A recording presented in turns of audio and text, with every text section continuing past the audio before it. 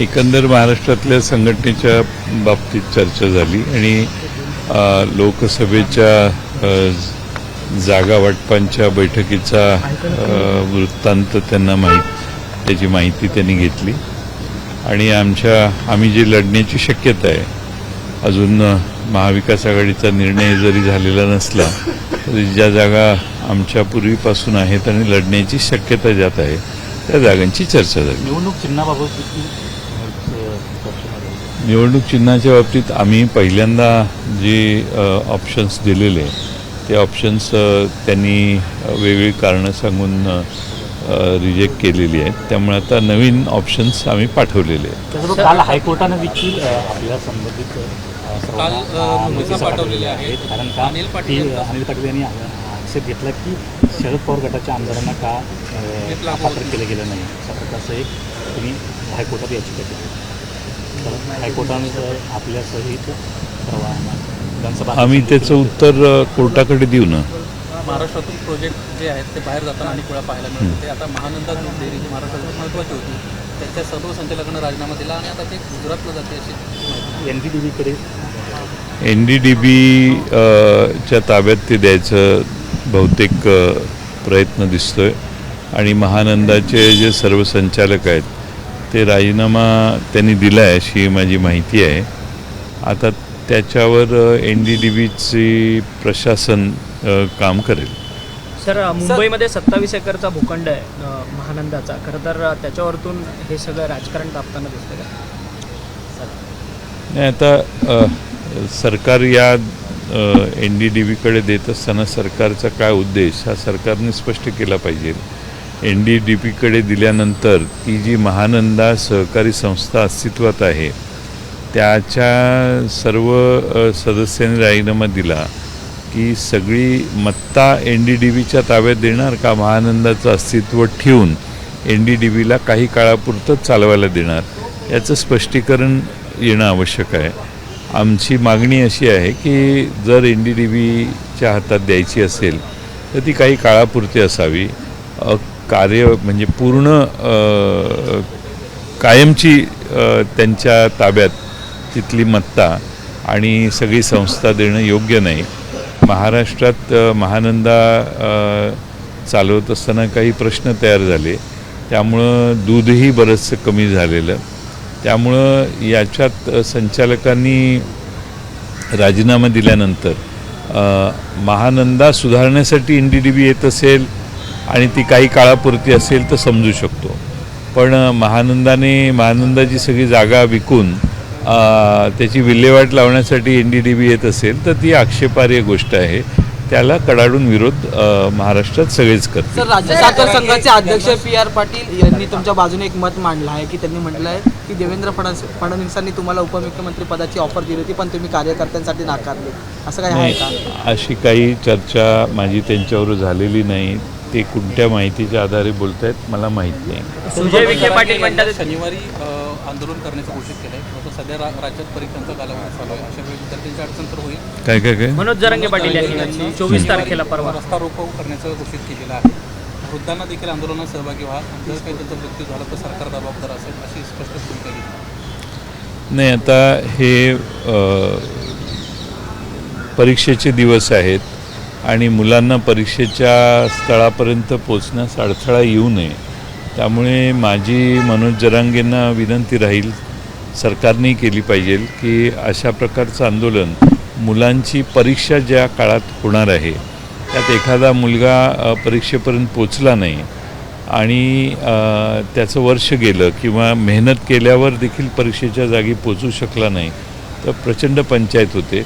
आपलं आंदोलन आहे म्हणून माणसांनी त्या गावात किंवा त्या ठिकाणी जाऊन मुक्काम करायचा म्हटला तर प्रचंड खर्च लोकांना येतो.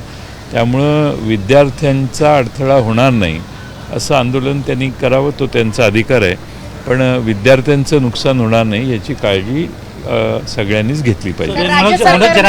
मनोज जरांगे यांच्या सहकारी राहिलेल्या संगीता वानखेडे यांनी आरोप केलेला आहे की मनोज जरांगे यांच्या मागे सर्व ताकद किंवा शरद पवार यांची आहे आणि तेच मनोज जरांगेला चालवतात. अजिबात नाही, कधीही शरद पवार साहेबांचा आणि त्यांचा संबंध आणि संपर्क आलेला नाही. उलट त्यांचा संपर्क कुणाशी आहे हे सगळ्या महाराष्ट्राला तर परंतु मनोज माहिती असावं असा माझा अंदाज आहे. आता मी त्यावर आरोप केले की त्याच्यावर परत चर्चा सुरू होईल. त्यामुळं तसा कोणताही संबंध नाही. मनोज जरांगे पाटील यांच्या आंदोलनावरती सरकार स्पष्ट भूमिका मांडत नाही असं वाटत नाही का? कारण की एखाद्या समाजाला अंगावरती घेण्याकरता सरकार नाही, घाबरतंय. महाराष्ट्राच्या मुख्यमंत्र्यांनी मनोज जरांगे यांच्याबद्दल काय संवाद केला, इथं नव्या मुंबईत त्यांचं आंदोलन संपवताना त्यांना काय आश्वासनं दिली, त्याआधी त्यांनी मनोज जरांगेंशी त्यांचा सतत संपर्क होता आणि आहे असं माझी समजूत आहे. तर त्यात त्यांचा जो संवाद आहे त्याच्यात विसंवाद कशामुळे तयार होतो आहे या सगळ्याचा अभ्यास करून सरकारने जबाबदारीने अशी आंदोलनं वारंवार होणार नाहीत याची काळजी घेतली पाहिजे असं मला वाटतं. सर, मंत्र्यांच्या बंगल्यांवर मागच्या 5 महिन्यात 30 कोटींचा खर्च झाला आहे, तरी पुन्हा एकदा आता रंगरंगोटीच्या कामासाठी निविदा काढण्यात येत आहे. स्टेशनरीसाठी सुद्धा 57 लाखांचा निविदा काढण्यात 57 लाखांची स्टेशनरी आणि 1,50,00,000 रंगरंगोटीचं काम आहे. आणि तोरणा बंगल्यावरती 8 कोटींपेक्षा जास्त खर्च दुरुस्तीसाठी गेल्या 1 वर्षाच्या आत झाला, तो मुख्यमंत्र्यांकडे. कसं बघतात या सगळ्या गोष्टींकडे? असं आहे की या सरकारला उत्पन्न मिळवण्याच्या बाबतीत फारसं गांभीर्य नाही, पण खर्च करण्यात स्पर्धा चालू आहे आणि उत्पादनाशी संबंध नाही, उत्पन्न वाढीचा संबंध नाही, अशा कामात ह्या सरकारने प्रचंड पैसे खर्च केलेले आहेत. आज मी नेहमीच विधानसभेतही सांगितलं, बाहेरही अनेक ठिकाणी सांगितलं, राज्य सरकारकडे जो पहिला बजेट मांडलं त्यानंतर 1,60,000 कोटीची नव्या घोषणा राज्य सरकारने केल्या, जे देण्यासाठी राज्य सरकारकडे पैसे नाहीत आणि नव्यानं अशा स्वरूपाचे खर्च या सरकारमध्ये कोणत्याही मंत्र्यांनी काय करावं याच्यावर कोणाचाही नैतिक असं बंधन राहिलेलं नाही किंवा कोणाचंही अंकुश राहिलेलं नाही. त्यामुळं प्रचंड मोठ्या प्रमाणात सगळ्यांचे कामं चालू असतील, म्हणजे बंगल्याची करतात की नाही मला माहीत नाही, पण आपण म्हटलं तशी वेगळे जे खर्च आता सांगितले ते सगळेच फार मोठ्या प्रमाणात खर्च चालू आहेत. त्यामुळं त्याचा हिशेब आणि सगळी बेरीज उद्या आता वोट ऑन अकाउंट मांडलं जाईल त्यावेळी काही प्रमाणात राज्याचे अर्थमंत्री देतील अशी आमची अपेक्षा आहे. ड्रग्ज प्रकरणाची जी व्याप्ती आहे ही दिवसेंदिवस वाढते, आंतरराष्ट्रीय लेवलचे ते संबंध सापडतात. महत्त्वाची बाब अशी आहे की पुणे जिल्ह्यात पुणे शहरात होत असली तरी भेटी दौंडला होत होती अशी माहिती आता समोर येताना पाहायला मिळते. पोलिसांना माहिती ओळखली. आमचं सरकार होतं त्यावेळी मुंबईत काही ठिकाणी अशा घटना घडल्या, त्यावेळी संपूर्ण मुंबईमध्ये ड्रग्जचा प्रलय आला आहे आणि सरकारला त्याच्या बाबतीत फार मोठ्या प्रमाणात जबाबदार धरण्यात आलं. आता पुण्यात ज्यावेळी असे ड्रग्जचे छापे मारून सही झाली आहे, छापे साठे सापडलेत, त्यावेळी वर्णन काय तर पोलिसांनी अतिशय चाणाक्षपणाने ड्रग्ज पकडल्या. अरे त्यावेळी सरकारची जबाबदारी नाही. पुणे शहरात ड्रग्ज सापडले त्यावेळी पुण्यात ड्रग्जचा सुळसुळाट आहे आणि त्याची नैतिक जबाबदारी कुणाची ह्याच्याविषयी भाष्य नाही. त्यावेळी आता मात्र पोलिसांनी चाणाक्षपणे ड्रग्ज पकडले आणि मुंबईत ज्यावेळी सापडत होते आमचं सरकार होतं त्यावेळी पोलिसांनी चाणाक्षपणे हे ड्रग्ज पकडले अशी बातमी झाली असती, पण त्यावेळी महाराष्ट्र सरकारच या ड्रग्जच्या बाबतीत जबाबदार आहे असं सांगण्यात येतं.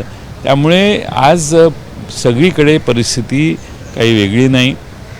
ड्रग्जचा प्रचंड सुळसुळाट आहे आणि आम्ही सारखं वारंवार सांगतो आहे की महाराष्ट्रामध्ये लॉ अँड ऑर्डरची परिस्थिती अतिशय बिकट आहे. फार मोठ्या प्रमाणात परिस्थिती हाताबाहेर गेलेली. सर, राज्याचे गृहमंत्री तुम्ही त्यावेळेचे जे विरोधी पक्ष नेते आहेत ते आता गृहमंत्री आहेत, आरोप थेट गृहमंत्र्यांकडे दिसताना पाहायला मिळते. तुम्ही पत्र लिहिणार आहात, त्यांच्याशी बोलणार आहात, राज्यातल्या एकंदरीतच परिस्थितीबद्दल, गोळीबार, तुम्ही आता सुचवले तर पाठवतो पत्र.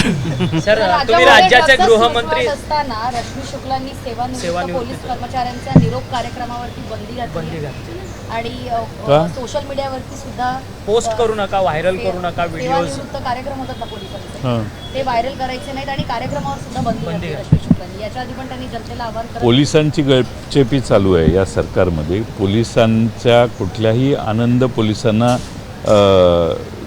दाखवण्यास बंदी करण्यात आलेली दिसते आणि पोलिसांच्या सेवानिवृत्तीच्या कार्यक्रमाला उलट उजाळा दिला पाहिजे आणि त्यांचं कौतुक केलं पाहिजे. त्यालाही बंदी जर केली तर मग पोलीस सरकारला कसं सहकार्य करणार? सर, भाजप राजकीय मित्रपक्ष वाढवताना त्यांचाच एक नेता म्हणतात की मला पुन्हा एकदा दुसऱ्यांदा वक्तव्य केलं पंकजा मुंडेंनी की मला राजकीय वनवास जो आहे तो भाजपमध्ये बघावा लागतो. ते कधी म्हटलं? आज म्हटलं, दुपारीच एक अर्धा तासाआधीच म्हटलं. मी बघितल्याशिवाय काय बोलणार नाही. आणि मला तुम्ही म्हणताय तर मी आत्तापर्यंत तरी वाचलेलं नाही, ऐकलेलं नाही.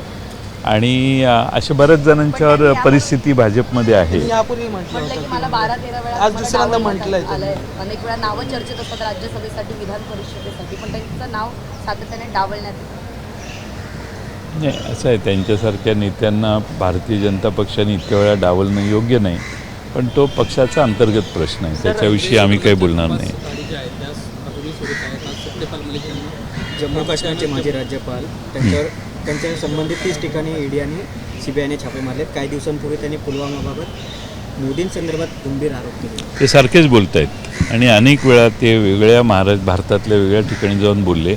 आता मला असं वाटतं की त्यांना काही म्हणजे ते स्पष्टपणाने बोलले याची शिक्षा आहे का काय तपासायला लागेल.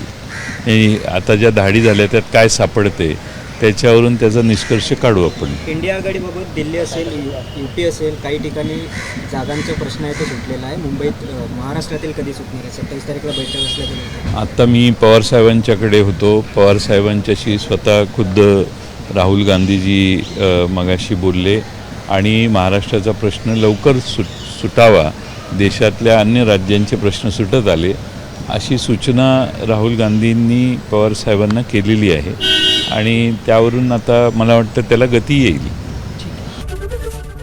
ABP माझा, उघडा डोळे बघा नीट.